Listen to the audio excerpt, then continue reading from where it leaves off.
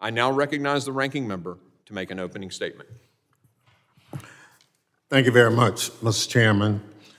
Since its formation in the wake of the 9/11 terrorist attacks, the Committee on Homeland Security has distinguished itself through serious legislative and oversight work under the leadership of both parties. Republicans' partisan rush to consider House Resolution 863 today is a betrayal of that hard-earned record. This is a terrible day for the committee, the United States Constitution, and our great country. Republican members of Congress sworn to support and defend the Constitution are rejecting the framers' clear intent and over 2 centuries of precedent in favor of a sham impeachment. Republicans have failed to make a constitutionally viable case to impeach Secretary Alejandro Mayorkas, a dedicated public servant. The sham impeachment of Secretary Mayorkas is a baseless political stunt by extreme MAGA Republicans. Chairman Green, Representative Margaret Taylor Greene, and others have pushed for and even fundraised based on this pre-planned, predetermined scapegoating of the Secretary. In a process akin to throwing spaghetti at the wall and seeing what sticks, Republicans have cooked up vague, unprecedented grounds to impeach Secretary Mayorkas, refusal to follow the law, and a breach of public trust. Neither of the impeachment charges the committee will consider today are a high crime and misdemeanor under Article 2 of the Constitution. No serious person believes they are. Refusal to follow the law or maladministration was deliberately rejected by the framers as grounds for impeachment.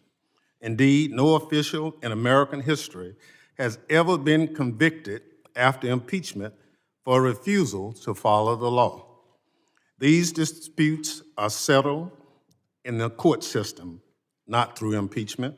Apparently, Republicans are upset they lost in court and are trying to relitigate their cases through impeachment. The Constitution does not allow that. Breach of public trust requires conduct intended to serve an official's own benefit or the benefit of a foreign power. No serious person can allege that Secretary Mayorkas' action meet the standard for breach of public trust under the Constitution.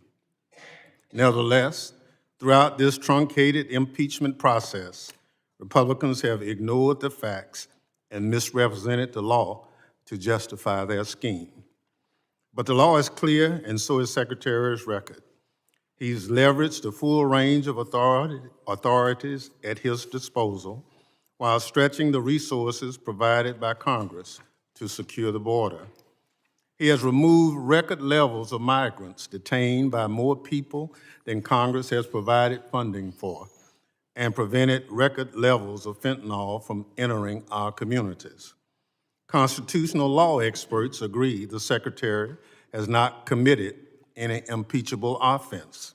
Rather, he has faithfully implemented the administration's border policies Republicans apparently disagree with. But policy differences are not impeachable. House Republicans' impeachment of Secretary Mayorkas accomplishes nothing, which would be consistent with their abysmal record this Congress. At a hearing before the committee this month, constitutional scholar Professor Deborah Pearlstein said, quote, "No branch of government has more power under our Constitution to address matters of border security than Congress," unquote. At every opportunity, Republicans have turned their backs on legislation to provide resources to the Department of Homeland Security. In doing so, they are turning their backs on border agents and officers. If House Republicans were serious about improving conditions along the border, they would provide the department the funding necessary to do so. They have not. If House Republicans were serious about improving conditions at the border, they would negotiate border security legislation with the White House and the Senate. They have not. Instead, they sat on their hands as a bipartisan group of senators worked with the Biden administration to hammer out a deal. The extreme mega Republicans who are running the House of Representatives are deeply unserious people. They don't want progress. They don't want solutions. They want a political issue. And most of all, they want to please their disgraced former president.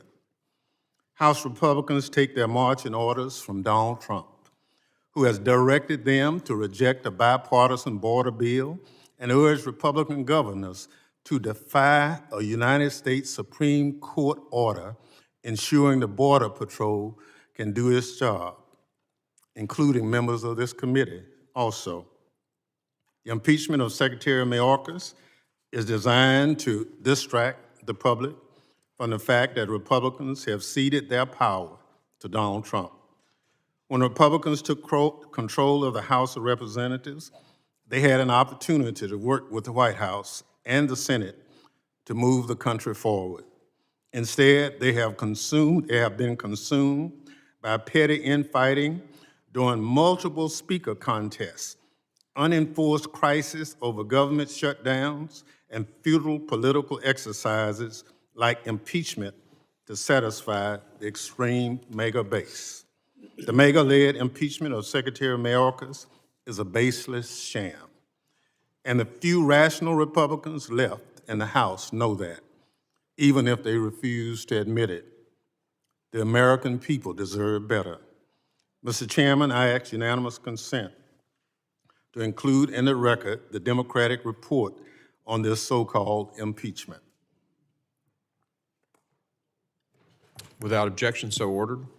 I also ask unanimous consent to include in the record a letter dated today from Secretary Mayorkas to you, Chairman Green, detailing the actions the department has taken to secure the border and be responsive to Congress.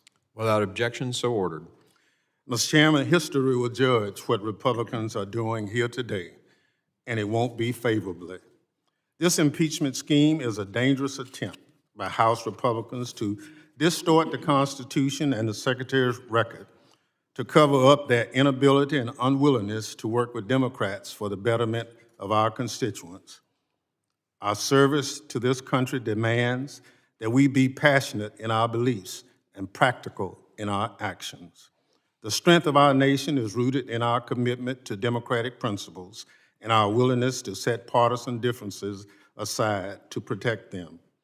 There are few better examples than former Republican Secretary Michael Chertoff, who cautioned this week that impeaching Secretary Mayorkas over policy differences would damage the Constitution.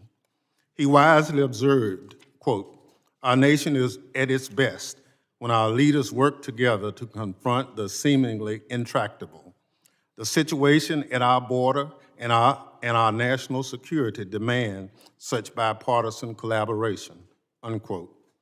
He went on to say, quote, "Despite our different parties, I know Mr. Mayorkas to be fair and honest, dedicated to the safety and security of the United States. He has represented DHS to the country and to both parties in Congress with integrity," unquote.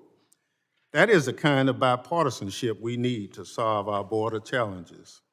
In fact, it appears our colleagues in the Senate are on the verge of reaching a bipartisan border deal. It's not too late to work with them to get the bill signed into law. I urge my colleagues to honor their oaths to the Constitution and drop this sham impeachment, and to give my colleagues a chance to rethink this political stunt. Mr. Chairman, I move that the committee do now adjourn.